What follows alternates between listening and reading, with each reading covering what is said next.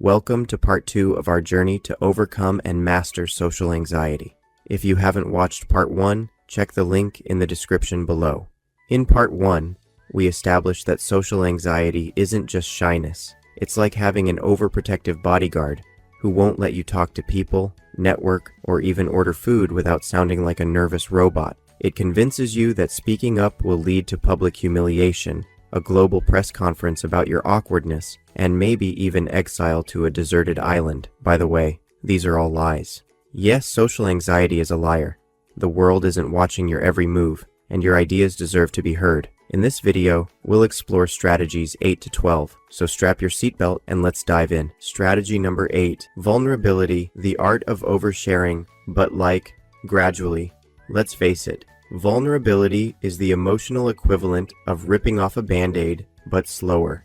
It's about starting with, I hate pineapple on pizza, and working your way up to, I cried during car commercials. Sharing small struggles, like your inability to parallel park, humanizes you. Suddenly, you're not just a coworker or friend, you're a fellow human who also Googles how to edit videos at 2 a.m. Vulnerability isn't weakness, it's emotional bravery. It's saying, here's my mess, but I'm still fabulous. And when you open up, you give others permission to do the same. Before you know it, you're bonding over shared awkwardness. It's the secret sauce to deeper connections. Strategy number 9, from hey to heart. Turning small talk into soul talk isn't easy. It's like trying to upgrade from a tricycle to a Ferrari, but with the appropriate strategies, you can achieve it gradually. First, shared experiences are your secret weapon. Whether bonding over a cooking class or surviving an escape room together, these moments create the perfect setup for deeper conversations, like why you're still scared of clowns. Next, progressive disclosure is key. Start with, I hate Mondays, and work your way up to,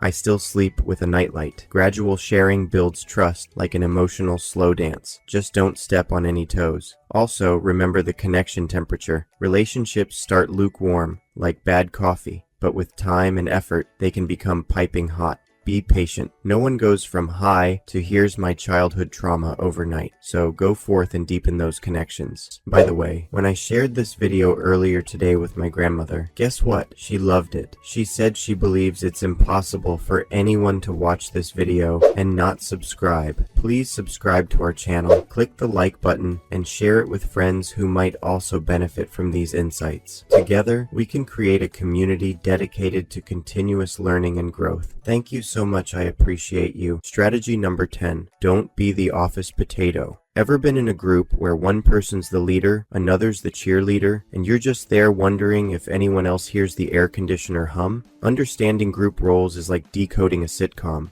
You've got the bossy one, the peacemaker, the skeptic, and the one who's just there for the snacks. Recognizing these roles helps you play your part without accidentally becoming the office potato. Energy flow is another big deal. Groups have vibes, and sometimes that vibe is, why did Karen bring up politics again? Spotting connection points, like when everyone bonds over a shared love of tacos, can turn awkward silence into team spirit. Being aware of group dynamics is like having a social GPS. It helps you avoid emotional potholes and adapt your vibe to fit the room. Are people leaning in?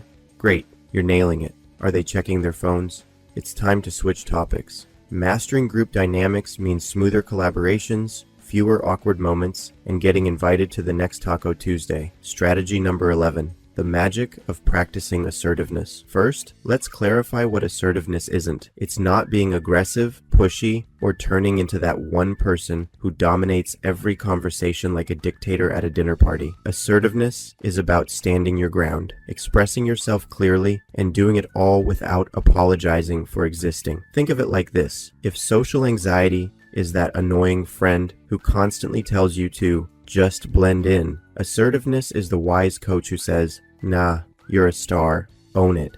Have you ever agreed to something just because you were too anxious to say no? Maybe you ended up at a karaoke bar singing My Heart Will Go On when all you wanted was to be home in your PJs.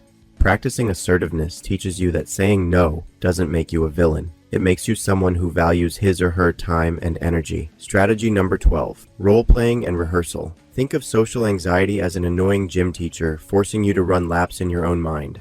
Role-playing and rehearsal are like strength training for your confidence. By practicing social situations in advance, You trick your brain into realizing, hey, I've got this. Here's why it works. 1. It's like a dress rehearsal for life. Ever noticed how actors don't freeze on stage? That's because they've practiced their lines, movements, and facial expressions so much that their responses become second nature. Social interactions are no different. Rehearsing how you'll introduce yourself, ask a question, or handle small talk helps you react with confidence instead of panic. 2. It crushes the fear of the unknown. One of anxiety's favorite tricks is making you believe you have no idea what will happen. But role-playing helps you prepare for different scenarios. Practicing with a friend, therapist, or even in front of a mirror gives your brain a preview of how things might go, making real-life interactions far less intimidating. 3. It turns you into a social ninja. Let's say you're terrified of ordering food at a restaurant. We've all been there. Role-play the conversation. Hi, I'd like the burger, please. Now add variations.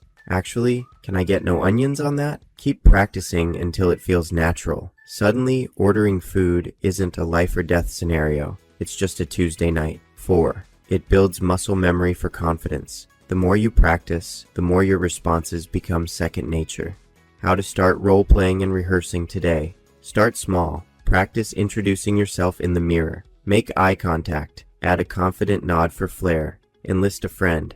A good friend or mentor can help you run through different social scenarios. Bonus points if they pretend to be an awkward stranger.